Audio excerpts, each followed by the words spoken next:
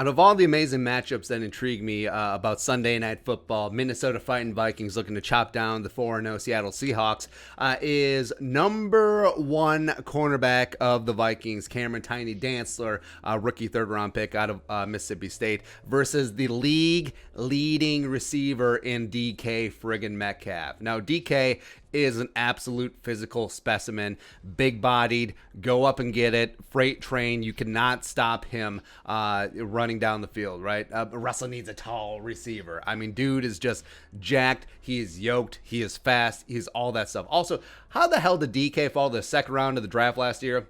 How did that happen? Like, he can't turn left. I don't care. I don't care with this Pac-Man spider chart. It's like, oh yeah, Andy Isabella runs really fast in a straight line at UMass. So obviously he's going to have more utility in the NFL than DK Metcalf. Yeah, whatever. So Metcalf has 16 catches, 403 yards receiving, tied for the NFL lead with Stephon Diggs, which we got Jefferson. It's okay. 3 touchdowns on 26 targets. He's also leading the NFL at 25.2 yards per catch. Justin Jefferson is number 2, by the way. Awesome. Also, he has a 127.9 quarterback rating with throwing at, which is good. Yeah. Enter Cameron, hold me closer, Tiny Dantzler, all 6'2", a $185 of him, and he will be tasked to take care of DK, trying to neutralize number 14.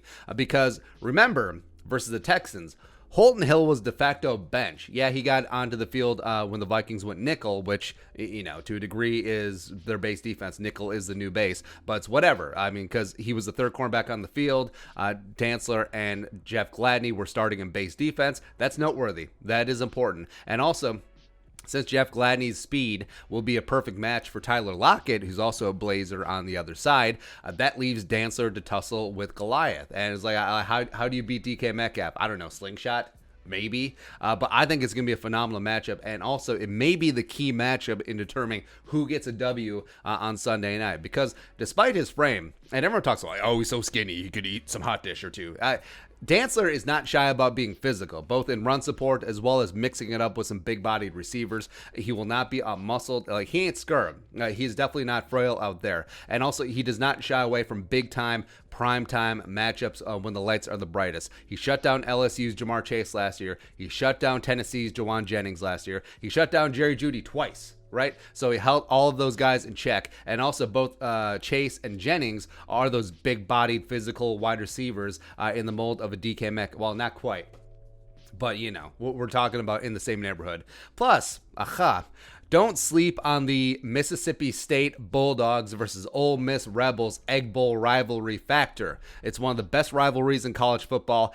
Ironically, even though we pointed this out, even though they crossed over 3 years on campus, they never faced each other on the field. Dantzler redshirted 1 year, he was hurt 1 year, DK was hurt the other year. So they've actually never squared off on the field. But you have Dantzler, who's taken his lumps, but progressing nicely, back from that rib injury. Sunday Night Football, national television, representing his school up against a dude who is leading the NFL in receiving, also is the alma mater alumni of his most hated rival. Woo! It's going to be great. You have the Egg Bowl on national TV. Big time game for 27.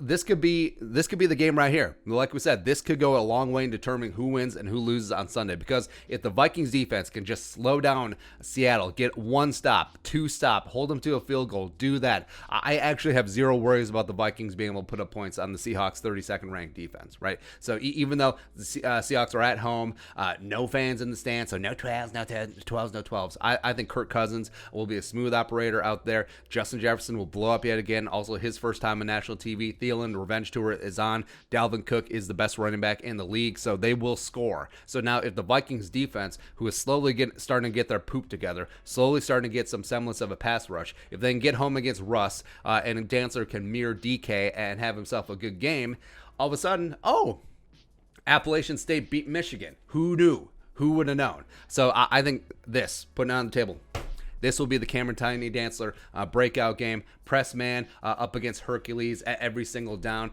Do not care. If you get beat, it's whatever. But take the fight to DK Metcalf. Show that you ain't scared. He hasn't had that yet this year. Although the Dolphins to a degree, I think the secret is starting to be out. They did press him quite a bit. They did get all up in his grill. Yes, he had 106 yards receiving on 4 catches, which is the most this season, but also he was held without a touchdown. And frankly, I liked how Miami went about taking it to DK because they weren't scared. And Cameron Dantzler certainly is not as well. Give me 2 passes broken up, maybe a game-changing pick for the pride of Mississippi State. Let's go.